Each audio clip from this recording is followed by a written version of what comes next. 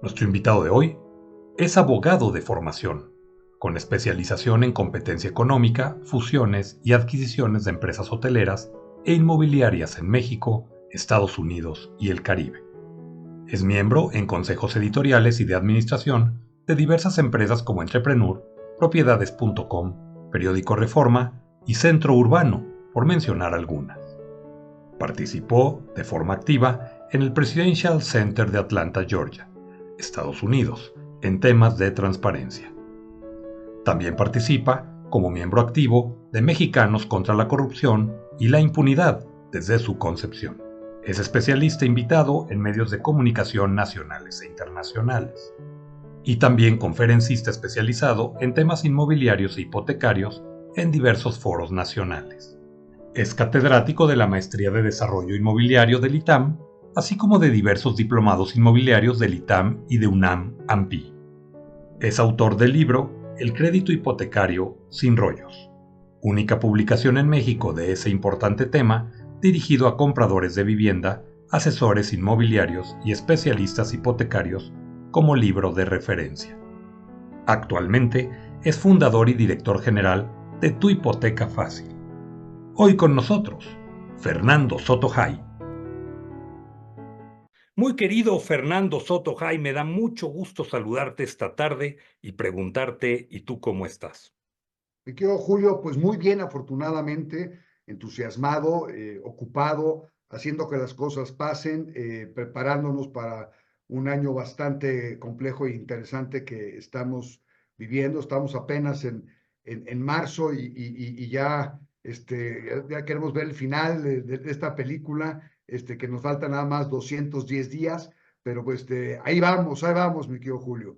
Hay un tema importante que yo quiero platicar contigo, te sigo en tus columnas, te sigo también en las intervenciones que tienes en medios audiovisuales y bueno, siempre has sido un hombre destacado desde hace muchos años en la opinión de los temas relacionados con la vivienda.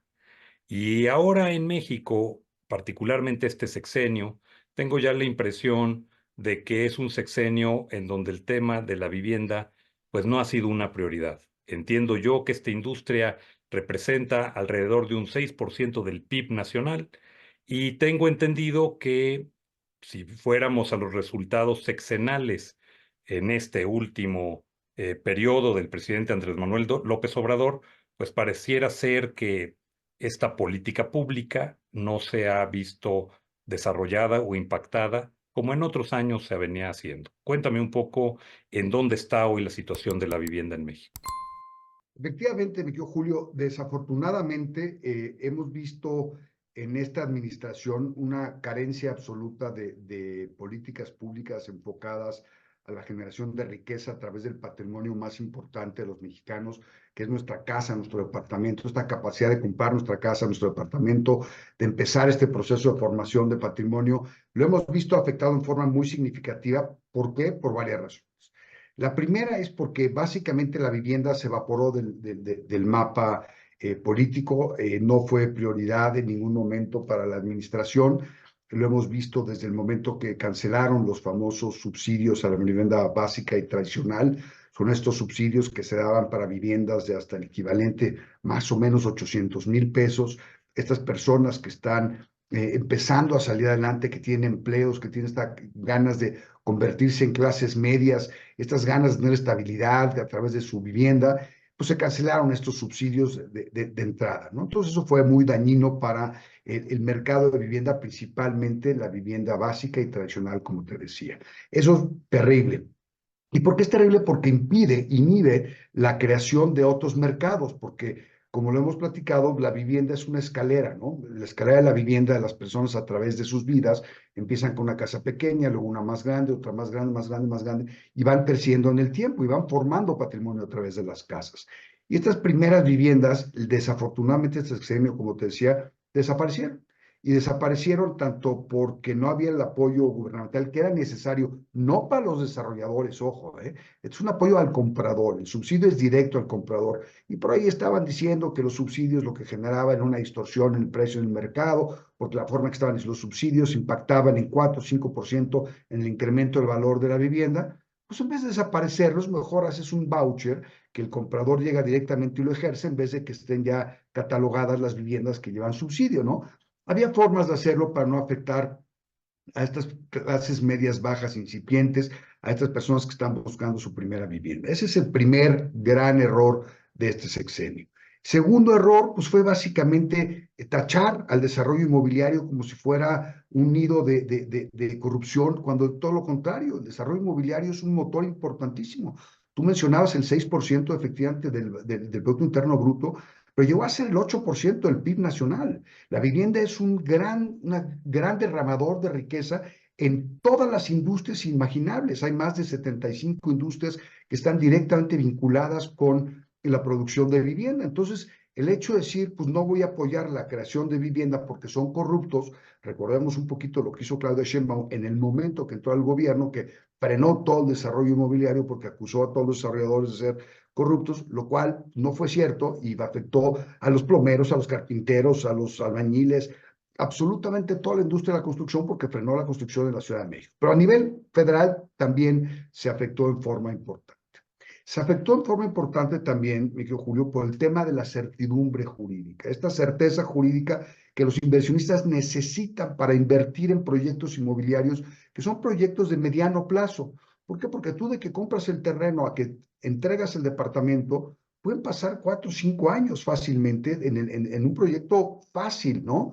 Entonces, cuando no hay esa certeza jurídica respecto a tu inversión, cuando no tienes esta certidumbre de que no te van a frenar la construcción por algún capricho, un berrinche que no tiene ningún sustento legal, pues también como desarrollador dices, ¿sabes qué? Voy a esperar a ver qué está pasando. Hay muchos fondos de inversión muy grandes que venían generando miles de viviendas al año que definitivamente cerraron, dijeron, no nos vamos a meter en este negocio hasta que no termine este sexenio. Y eso ha impactado negativamente en el crecimiento del PIB del país, por supuesto, que tú lo sabes, este crecimiento de todo el país en todo el sexenio va a ser de menos del 0,8% en todo el sexenio por año.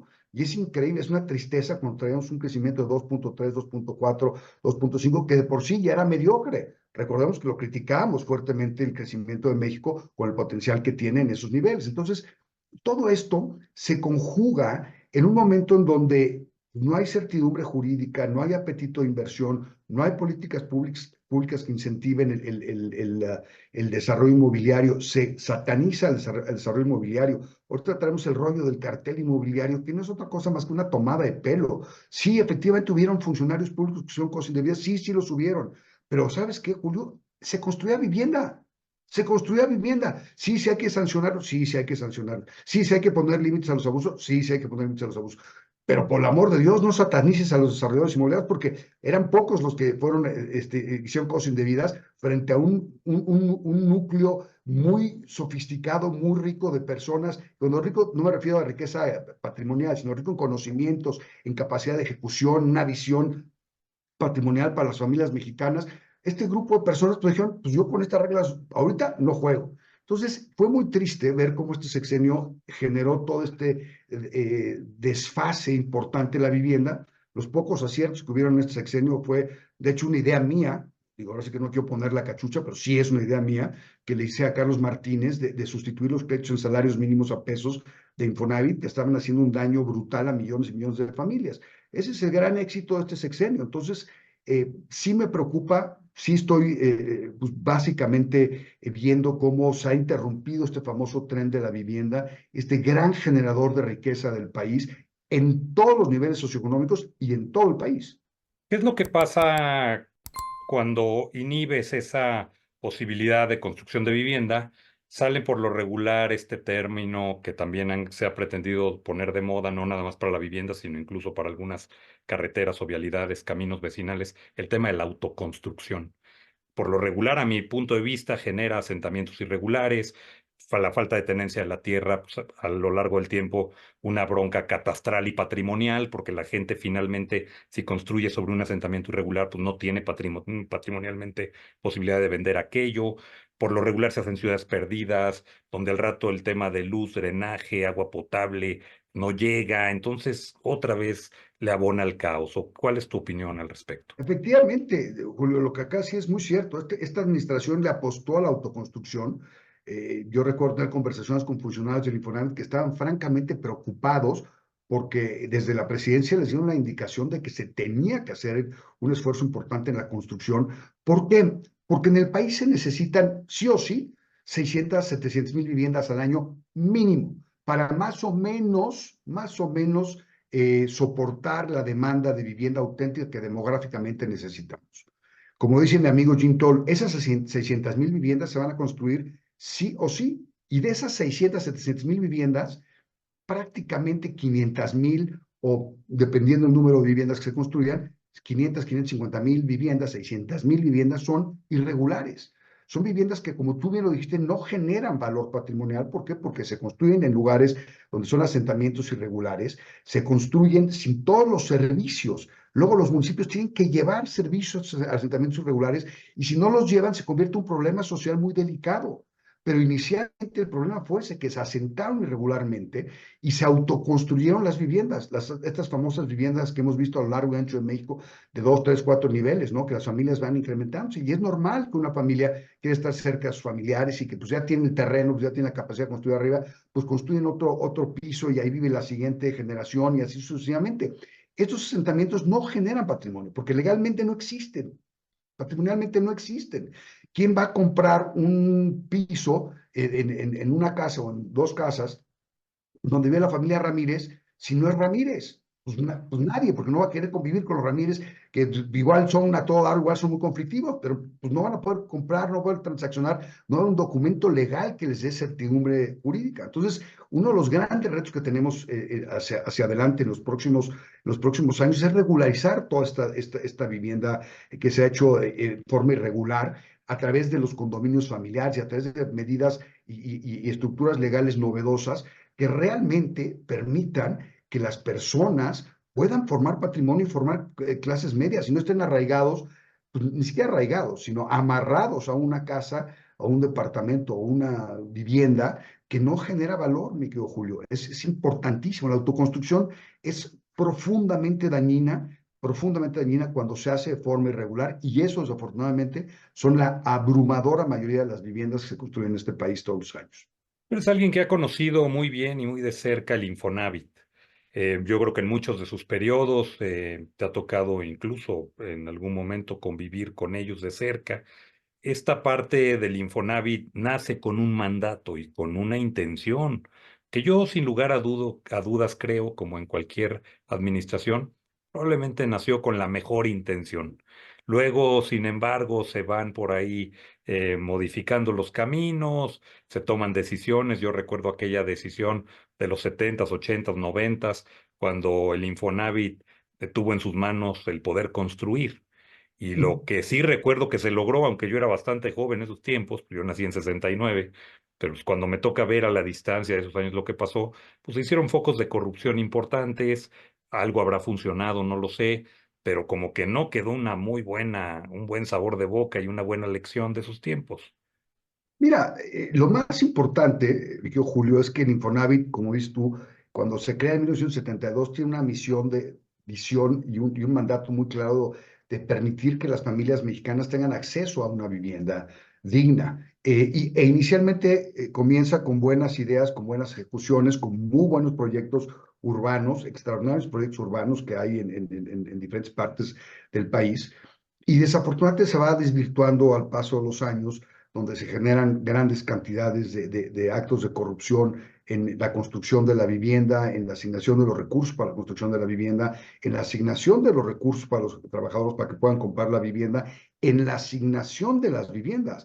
Fíjate que los trabajadores antes no podían escoger en dónde iban a comprar, es decir, dónde iban a vivir, dónde iban a asumir esas responsabilidades. Llegaba el sembrado famoso de los desarrollos, decían, tú, Julio, vas a vivir en el lote 7, manzana 4, en la casa 302. Oye, pero es que yo quiero más. No, ahí vas a vivir y se acabó la historia.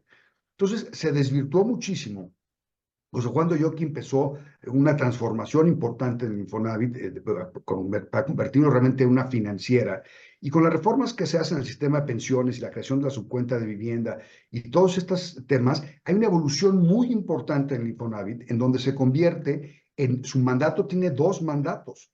administrar los fondos de las subcuentas de vivienda, que son 22.2 millones de viviendas, perdón, De de subcuentas de subcuentas. vivienda activas, 22.2 millones de subcuentas activas, más otras tantas que no están activas. Ese es su primer mandato, es administrar esos recursos, hacer que tengan rendimientos. La ley establece que tienen que tener rendimientos altos, por arriba del mercado, o sea, te maneja específicamente un mandato muy puntual. Y segundo, otorgar créditos para que las personas puedan una de cinco cosas: comprar sus casas, comprar terreno, construir, arreglar sus casas o sustituir un pasivo que sustituir el pasivo que tengan por el de Infonavit en mejores condiciones. Esos son los mandatos de Infonavit. Esos son sus 5 mandatos naturales, o sea, sus 2 mandatos con sus 5 funciones de crédito y la función particular de la administración de los fondos. Es decir, el Infonavit administra los fondos de los trabajadores. Los recursos no son del Infonavit. Los recursos que presta son la suma de estas 22.3 millones de cuentas activas de Infonavit, más las que están inactivas, que tienen que tener un rendimiento. Eso es lo que es el Infonavit. El Infonavit no son recursos públicos, por eso es un organismo tripartita donde está el gobierno, donde están los empresarios y donde están los trabajadores representados en el consejo y en las asambleas. Y por eso las decisiones se toman de forma colegiada con estos tres, digamos, intereses que convergen en el Infonavit.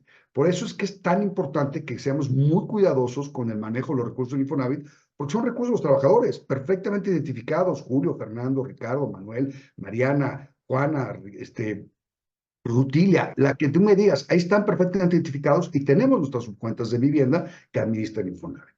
¿Qué es lo que pasa con esta propuesta? Hace una semana más o menos, si mal no recuerdo, justamente en el aniversario del Día de la Vivienda o algo así, se anuncia por ahí una iniciativa, una reforma en materia de vivienda, en la cual se permite que el Infonavit pueda construir de manera directa viviendas, ponerlas a disposición de quien después de un año de pagar algo que le llamaron una renta social, que no logro entender qué es una renta social.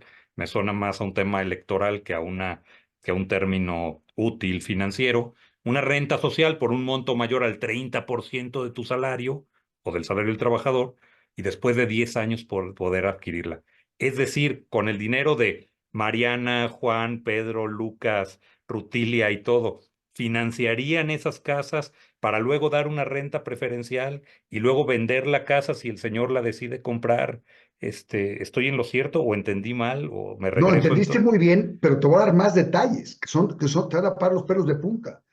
Mira, esta reforma que se presentó el 5 de febrero, estoy seguro, no me lo han confirmado mis amigos del Infonavit, porque sí tengo amigos en el Infonavit, porque sí han hecho las cosas bien, a diferencia de otras administraciones que eran una bola de ratas inmundas de quinta categoría.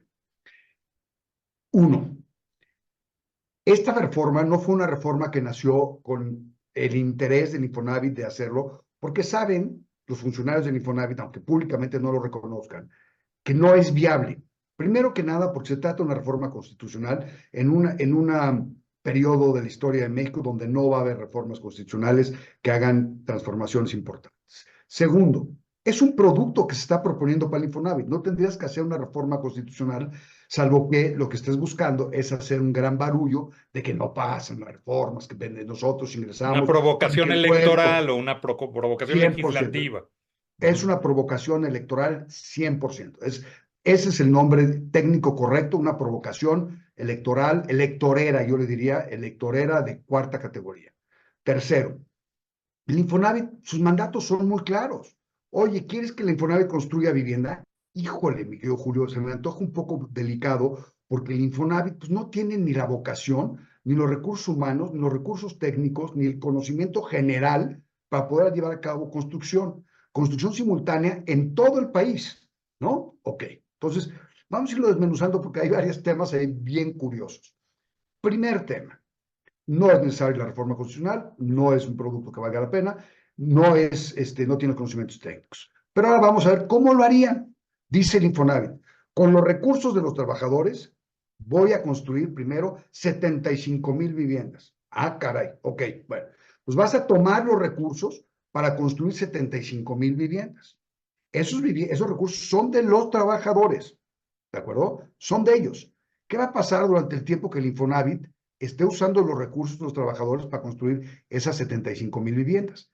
Esos recursos van a dejar tener rendimientos. En ¿Por qué? Porque general, los estás claro. distrayendo de la administración del fondo para ponerlos a construir. Entonces, primer punto, los trabajadores van a ser afectados. ¿Por qué? Porque sus rendimientos, sus cuentas van a ser menores, porque los recursos se van a utilizar como créditos puente para construir sin rendimientos para ellos. Primero. Segundo, vamos a construir vivienda para rentarla. Ok, si eres derechohabiente del Infonavit, te vamos a dar chance de rentarla por abajo del valor de mercado. Así, La porque sí, rentas. dijeron que era así.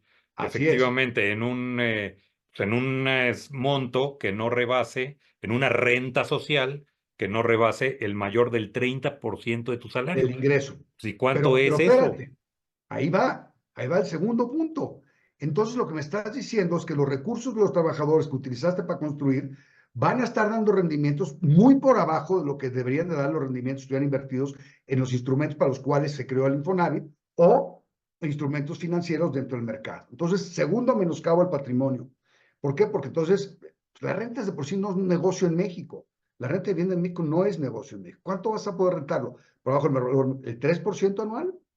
Entonces le estás dando un menoscabo hoy, si hoy fuera el momento, le estás dando un menoscabo de 12 puntos porcentuales, 11 puntos porcentuales, 10 puntos porcentuales, dependiendo de cómo manejas tu cartera, de rendimientos a sus cuentas. Entonces ya te cepillaste a los trabajadores con un porcentaje adicional. Pero no solo eso, la vas a vivir durante 10 años. Si la dejas de vivir, pierdes el derecho de comprarla. Entonces a ti, Julio, te voy a amarrar a esa casa o a ese departamento 10 años. No importa si eres soltero, casado, te divorciaste, te cambiaste de ciudad porque te quitó tu trabajo y te está yendo mejor, te friegas. 10 años tienes que quedarte ahí amarrado. Oye, Fernando, pero las personas viven en sus casas 8 años promedio. 8 años promedio, no 10. Y la gente hoy en día, sobre todo los chavos, tiene una mayor movilidad. Claro, ¿No? nómadas, Entonces, laborales, digitales, claro. ya no lo viviste, perdiste el derecho a ocupar esa casa. Pero vamos a suponer que te quedan los 10 años. Llegas al 11º año y dices, bueno, quiero ejercer mi derecho a comprar esa vivienda. Ah, muy bien, señor Julio. ¿Usted quiere comprar su casa? Sí, sí la quiero comprar. Perfecto, a todo dar. Pues la casa vale 800,000 pesos, pero como es vivienda que se desarrolló por el Infonavit, pues no se va a vender en 800,000, se va a vender en 550,000 pesos. Es decir, el patrimonio de los trabajadores que se invirtió para construir, luego para rentar, tiene un rendimiento bajo, ahora lo vas a vender por abajo del valor de mercado y entonces vas a tener un siguiente menoscabo al patrimonio de los trabajadores. O sea, ¿cómo? Mi subcuenta de vivienda sigue teniendo minusvalías, Decreciendo, decreciendo. decreciendo, decreciendo, decreciendo. Pero bueno, vamos a ver, si eso no es suficiente razón para decir que es una verdadera aberración, imagínate, me quedo Julio, el poder político que le das al instituto para poder dar en arrendamiento vivienda a sus amigos que tengan afinidades políticas. Imagínate nada más, de cualquier partido, ¿eh? Ahorita el caso es Morena y pues obviamente el objetivo está ahí claro de Morena para tener Sí, pero un puede ser sistema, mañana otro. claro, un sistema clientelar brutal, ¿no? Similar, perdón, al del INVI, ¿no? El Instituto de Vivienda de la Ciudad de México, que es una cosa espantosa. Atroz, atroz, atroz. Entonces, imagínate nada más que tienes miles y miles y miles y miles de millones de los trabajadores administrados para fines políticos con rendimientos patéticos, en el mejor de los casos. Y esto lo pretenden hacer en un año electoral. Y entonces se van a rasgar las vestiduras. Sí, claro, esta oposición fifí que no quiere darle beneficios a los trabajadores que puedan rentar. A ver, señores, el problema que tenemos hoy de la vivienda es un problema que se generó desde hace 5 años y ya traíamos rezagos anteriores, pero eran minúsculos comparado con lo que estamos viendo hoy en día. Minúsculos. Se genera este problema de que los chavos y los no tan chavos no pueden comprar sus casas y departamentos porque no hay suficiente vivienda disponible, mi querido Julio, porque no hubo políticas públicas que la promovieran, porque se quitó el subsidio a la vivienda básica y tradicional, porque se castigó a las familias de clases medias y no se generó estas condiciones económicas, políticas y sociales adecuadas para que se construyera vivienda y se satanizó a los desarrolladores como corruptos y se satanizó a un grupo de personas perdón, en la alcaldía de Benito Juárez y en otras colonias como los carteles inmobiliarios, que por el amor de Dios, si fueron algunas cosas irregulares perfectamente castigables, perfectamente identificables, y se acabó la historia, pero no paras el desarrollo de un activo tan importante para tantas millones de familias, mi querido Julio, porque alguien hizo algo indebido en alguna zona específica. Es decir, el promedio de déficit de vivienda con el que terminaremos el sexenio sería alrededor de los 5 millones de viviendas. Pues mira, el otro día estaba yo platicando con Jim Toll, mi querido amigo Jim Toll, sobre cuántas viviendas se han construido en el sexenio, ¿no? Y la pregunta es, ¿cuántas viviendas regulares se han construido en el sexenio? No llegamos ni al millón de viviendas, o sea, ni remotamente, es más, no se llegar ni a 800,000 viviendas en todo el sexenio. Fernando, si bien nos das una explicación totalmente clara de lo que pasaría si se construyeran esas viviendas, pues también entendiendo a Infonavit como una entidad con características también claramente financieras, porque pues, Eso es. es quien maneja esos ahorros de los trabajadores. Dime una cosa, ¿qué pasaría ahí? Quiere decir que hoy en día, ¿en qué estatus estará la cartera del Infonavit? O sea, es decir, ¿hay cartera vencida fuera de lo normal? Y si la hay, nadie dice nada y qué va a pasar y es una bola de nieve que crece y crece. Qué bueno Eso, que tocaste este punto, porque tiene que ver también con el arrendamiento, con el tema claro, de la cobranza porque social. además si tú me dijeras, oye, el mexicano es hipercumplidor, no, hombre, hermano, te firmo que mañana yo me hago cargo de ese crédito por 10, 15 o los años que me digas y que no te voy a fallar ni una. Y no, pues la verdad es que no es así, Ahí te va. lamentablemente. Imagínate este escenario, Julio. Imagínate que tienes 75,000 casas rentadas en Infonavit, sus primeras 75,000 casas.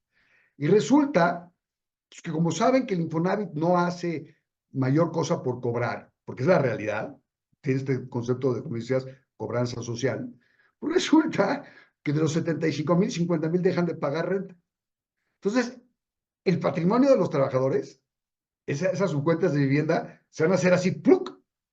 ¿Por qué? Pues porque el flujo va a desaparecer. No los vas a poder sacar de la casa, porque ¿cómo? ¿Cómo va a sacar agua? ¿Cómo el Infonavit se va a convertir en este En un arrendador, terrorista inmobiliario. terrorista inmobiliario que saca a la gente de su casa porque no pagan la renta? ¿Cómo crees que va a ser el Infonavit? Entonces, imagínate nada más, esa me había olvidado esa, que tiene que ver con lo que me estás preguntando ahorita. Entonces, imagínate nada más, además, tienes encima de todo la cobranza social y la no cobrabilidad de las rentas. Administrando, imagínate además, el Infonavit tendría que administrar decenas de miles o cientos de miles de casas como arrendador. Entonces, tendría que darles el mantenimiento, tendría que darles el seguimiento puntual, el pago de impuestos, el pago del impuesto predial, ¿no? Entonces el dinero sale de los trabajadores, entonces sigue haciendo menos y menos y menos y menos las cuentas de vivienda. Por donde lo veas es una ocurrencia lo más irresponsable imaginable que puedas tener. Pero bueno, vámonos al tema específicamente que me decías. ¿Qué pasa? ¿Qué pasa, Fernando, con esta vivienda que se necesita construir y no se construyó? Lo que estamos viviendo hoy en día. Exactamente lo que estamos viendo hoy en día, que las personas tratan de comprar una casa, un departamento en las zonas metropolitanas y no les alcanza. Y llegan y quieren comprar y pagar, porque además, curiosamente, el crédito hipotecario en la banca, la cartera vencida es de menos del 2,4% actualmente, o sea, es bajísima. Pero el Infonavit tiene una cartera vencida altísima, es de más del 18% de la cartera. O sea, es una cartera vencida muy alta. ¿Por qué? Porque muchos créditos se originaron mal en el pasado, también tenemos que reconocerlo. Yo, como sabes, soy enemigo de los créditos denominados en salarios mínimos y en UDIs. El caso particular del Infonavit fueron salarios mínimos, que luego se convirtieron en UMAS cuando se desindexó el salario mínimo en el sexenio de Peña Nieto, porque la desindexación y el ánimo de incrementar el salario mínimo no es mérito de López Obrador, por ningún motivo. Eso se hizo en el sexenio de Peña Nieto, sabiendo que se tenía que ya hacer una actualización al salario mínimo en forma importante. Entonces, no es idea de López Obrador, no es mérito de López Obrador, es un tema que ya se venía caminando en forma significativa desde hace tiempo. Pero bueno, la cartera vencida del Infonavit, hoy, volviendo al tema, es muy excesiva, sumamente excesiva. Ninguna institución de crédito que funciona con capital, que tiene que dar rendimientos y que tiene que recuperar ese capital, funcionaría con estos índices de cartera vencida. Ninguna. Es una sociedad mutualista. O sea, Es ¿está decir, peor que en sexenios pasados? no, bueno, o sea, bárbaro. Mucho heredado, ¿eh? Aquí sí tengo que decirlo claramente porque tampoco se trata de decir Sí, todas cargarle las todo ¿no? al, claro, sí. No, al actual no. No, el presidente afortunadamente no se ha metido, por otro lado, no se ha metido mucho con el Infonavit. Carlos Martínez ha hecho un gran trabajo de capotearlo y hacer las cosas que tienen que hacer, pero sí debo decir que sí es mayor la cartera vencida. ¿Por qué? Porque hay mucha gente que al ver que no cobra el Infonavit, al ver que pueden dejar de pagar y no pasa nada, le piden a los patrones, ¿sabes qué? Dame de baja como empleado, págame directo, aunque pierda mi seguridad social, no me importa.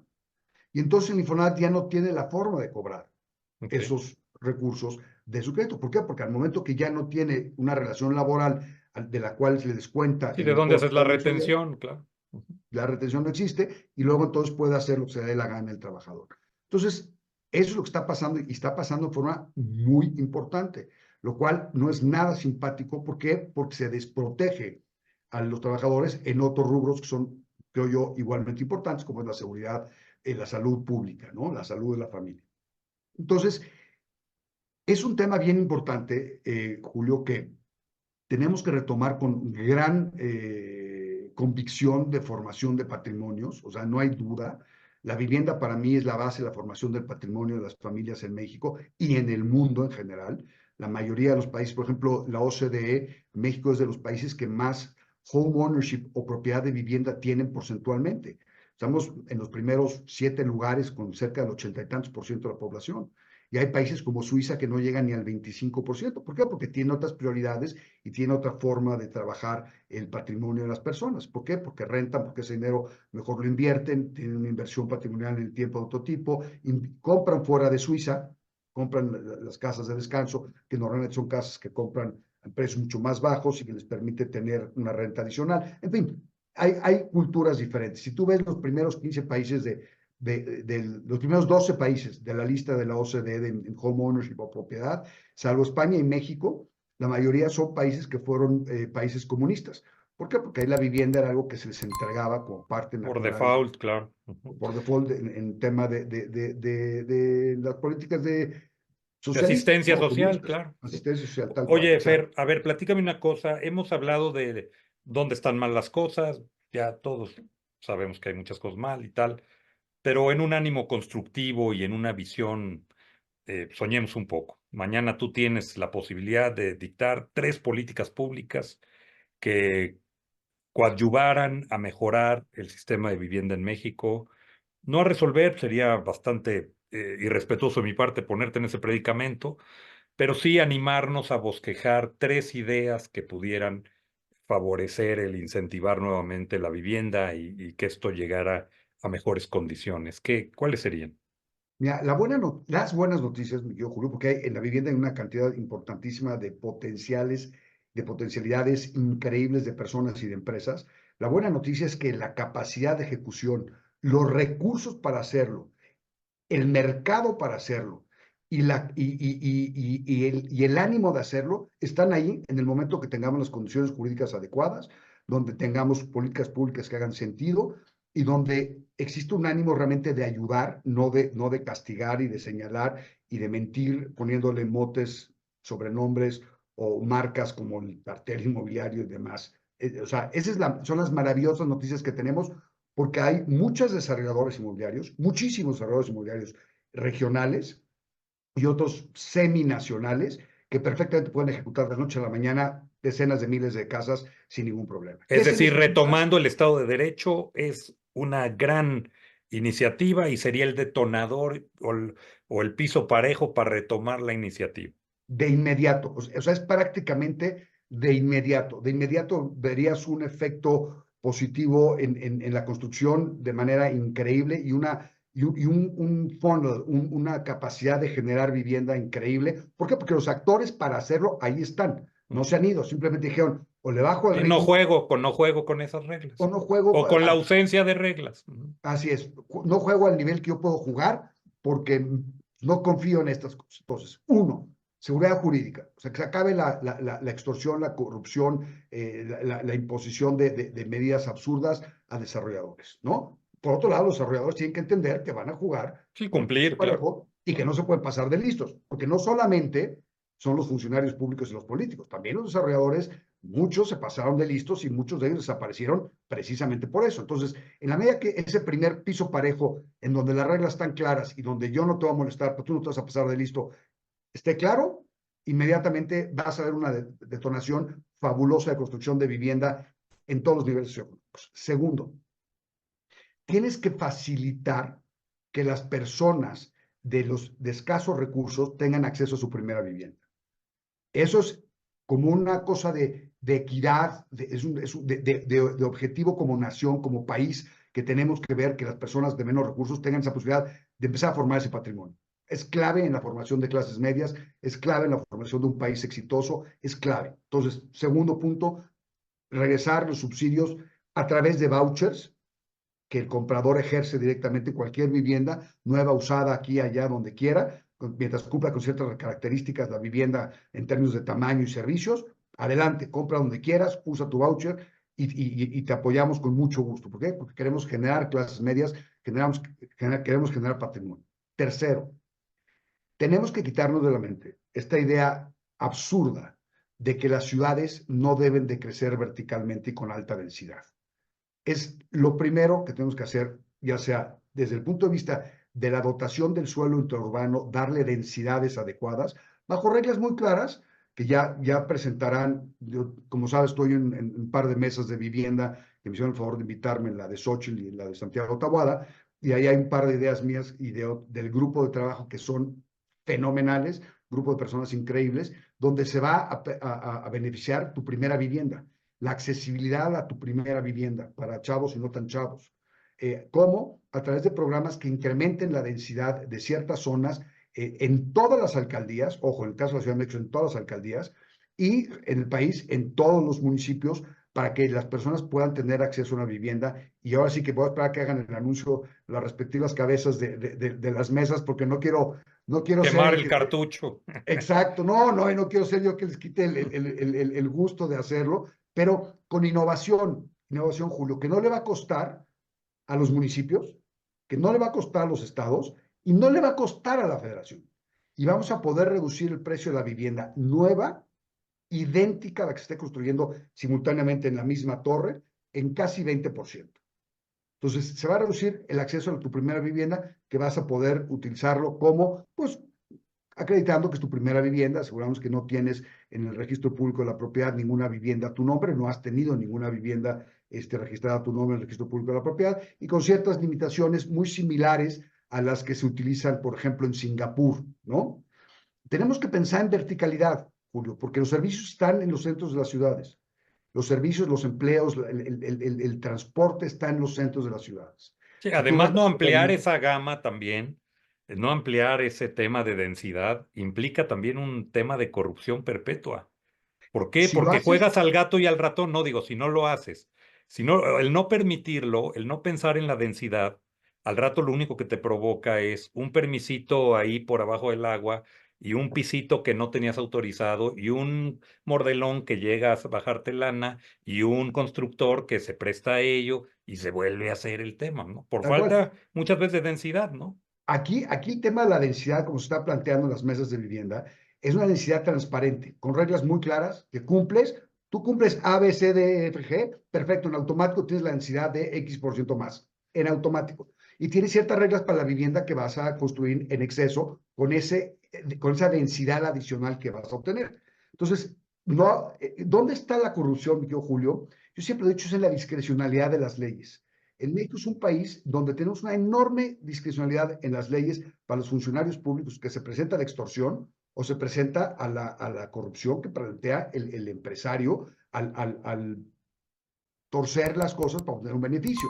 Entonces, la corrupción es bidireccional, Sí, no es del claro. funcionario Sí, público se necesitan dos, ¿no? al empresario, es de los dos lados. O sea, se da algunas veces más de este lado que de este, y a veces se da en forma igual. Entonces, lo que tenemos que hacer es reglas claras, clarísimas, sin capacidad de interpretación, sin capacidad de discrecionalidad en el otorgamiento de las licencias, permisos y demás. Eso va a permitir que tú puedas saber que si haces X, Y, Z, vas a tener X densidad adicional, vas a poder construir más vivienda y esa vivienda va a estar, va a tener un precio inferior por los beneficios que te dio la autoridad. Que ojo, repito, no le cuesta un peso al municipio, no le cuesta un peso al Estado y no le cuesta un peso a la Federación. Al contrario, el poder implementarlo como lo van a hacer tanto Santiago Taboada como Xochitl, seguramente va a generar incrementos en los ingresos de los municipios, incremento en los ingresos de los estados y, por supuesto, incremento en los ingresos de la Federación. ¿A través de qué? Pues del consumo de los insumos que se requieren para construir estas viviendas,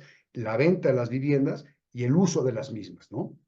Entonces, hay soluciones. Ese es un punto bien importante. Entonces, transparencia, es decir, muy importante, combatir la corrupción y entrar en mecanismos que te permitan transparentemente y con reglas muy claras permitir la densidad del suelo interurbano. ¿Por qué? Porque está mal aprovechado. Y obviamente, lo que había mencionado, el subsidio a la vivienda básica y tradicional.